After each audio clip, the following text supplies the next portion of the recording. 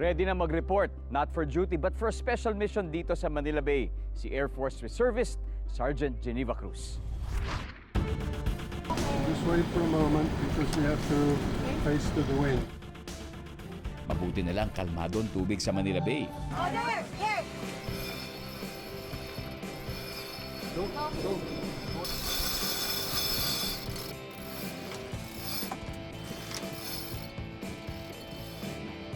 So the main is out. Now just hold on to that.